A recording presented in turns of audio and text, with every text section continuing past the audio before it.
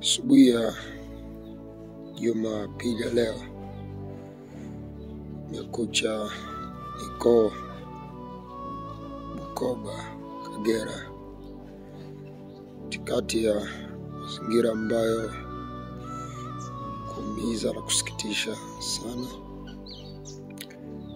Tumekuja kumpumzisha ndugu yetu Sifa. Ni mazingira ambayo naweza kuwa ugumu kuamini, lakini unaamini na inakuwa hivyo. Kila nikitafakari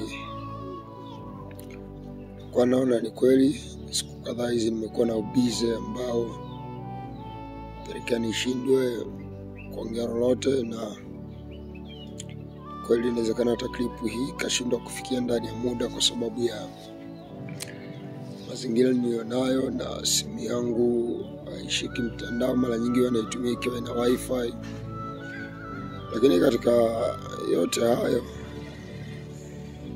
nataka nikujulishe kwamba ni vema ukaamini kuishi kwetu duniani tunaishi kwa muda. Hatuishi milele na hatutaishi milele. Nimekuwa haraka nikiangalia na kwa naona ni kama imani ni maisha ambayo yanaweza kapelekea kweli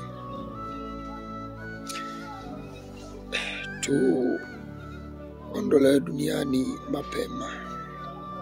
Lakini hoja inakuwa ni kweli kwamba kuna vijana walevi wanaoondoka duniani wakiwa na miaka 28 ama 27, na maisha yao yanakuwaje? Basi wanakuwa na sifa gani katika jamii?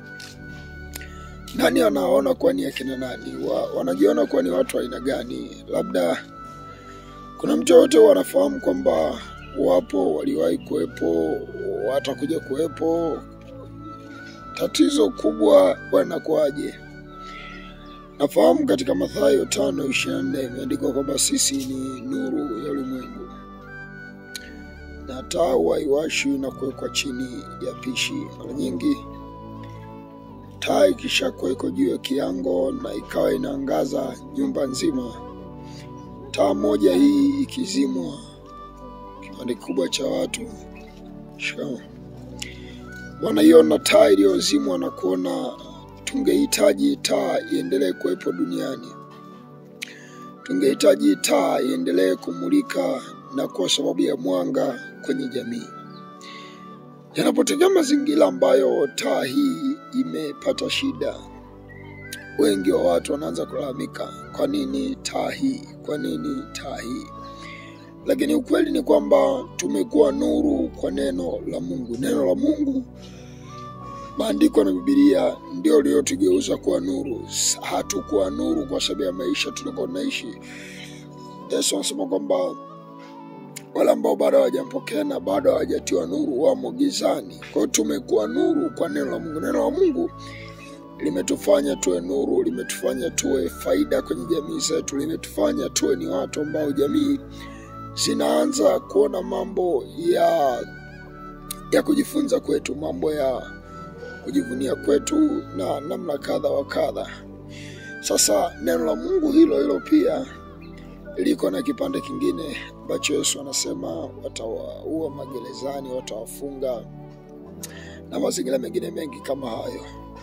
Mimi niambie dunia kwamba sitaruhusu upendo wa aina yote wa kishetani ambao atakuwa nao yeyote, kiwemo ndugu, jamaa kwa namna mbalimbali, marafiki na mashauri wanaweza wakaa nayo ya kunishauri kana kwamba punguza msimamo au uelekeo wako kwa Mungu.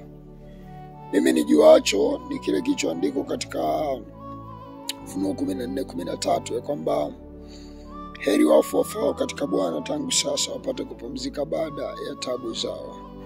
Duniani tunaishi mara moja, na baada ya kuishi hii mara moja tutaondoka. Hakuna mtu ambaye anaweza kabisha kwamba tutaondoka duniani, huyo hayupo. Kwa hiyo mimi si mwoga wala siogopi kuondoka. Ni mazingira fulani ambayo yanakuwa kama yanakutisha hivi, yanakutisha. Kiangalia tu namna ambavyo inakuwa ni kama mtu labda sio ameondoka, kile kinachoitwa sio hana watoto, sio kuolewa. Ni vitu tu fulani ambavyo dunia inajiaminisha. Kuna wapagani fulani nasema kwa kweli ameondoka hata, lakini jiulize, kwa sababu mwanadamu thamani yake sio ana nini. Thamani ya mwanadamu ni usahihi wa anachokifanya. Anachokifanya ni sahihi kwa asilimia ngapi? Anachokisimamia na kukomalia ni sahihi kwa asilimia ngapi? Nionavyo mimi, mtu aliyeamua kushika imani, kutembea na imani, ameamua kushika miongoni mwa mafungu bora, miongoni mwa vitu bora ambavyo asingeweza kuvishika popote ama kuvipata popote. Anyway, kifupi niseme kwamba ujumbe tumeupokea ama nimeupokea. Sifa alikuwa ni askari mwenzangu wa karibu sana. Mambo mengi alikuwa anafanya, alikuwa anaangalia kwangu, anafunza kwangu. Mimi nilikuwa naangalia sana katika moyo na upambanaji wake, kujituma kwake, bidii yake, kujilipua kwake, na kuona kwamba hapana, kwa jinsi ya huyu mtu kuna mambo ya kujifunza. Mimi binafsi naweza nikasema namna kama hizi zinapelekea sisi tuliobaki tuendelee kupiga mbio zaidi. Wakati utekaji unaendelea, kujeruhiwa unaendelea, mara katekista amepigwa na kuuawa Tunduma. Nimesikia yule kijana wa huduma ya Kristo ametekwa. Mimi kwangu nakuwa nasema, Mungu nakuomba siku utakazonipa kuishi nifanye kila ninachotaka kufanya. Sijui kama na mimi nitatekwa, kama na mimi nitauawa, iwe kwa siri ama hadharani. Lakini Mungu nakuomba, kama utanipa kuishi, niishi kwa namna ambayo sitajutia. Nikusihi nawe, wewe ni binti, wewe kijana, wewe ni mama, kwenye maisha usijipe garanti utaishi siku unazotaka wewe. Utaishi siku ambazo Mungu atakupa kuishi. Na kwa sababu hiyo, nikusihi nawe pia kwa huruma zake Kristo Yesu na kwa neno la Bwana, kwamba jaribu sana kuishi kwa namna ambayo inaweza ikawa inaleta maana kwenye jamii yako, inaweza ikawa inaleta maana kwenye dunia. Hata kama kuna vitu ambavyo vinaweza vikahesabika ni mafanikio kwa umeshindwa kufikia. Mimi namshukuru Mungu kufika kwenye mazingira haya, shuhudia tukimpumzisha shujaa. Nimeona mengi, nimejifunza mengi. Moyo umepata ujasiri, courage, pata namna ya kusema okay, sawa, ndio wanafanya hivi, hamna shida. Nadhani tutaona tu vile ambavyo na kwetu itakuwa.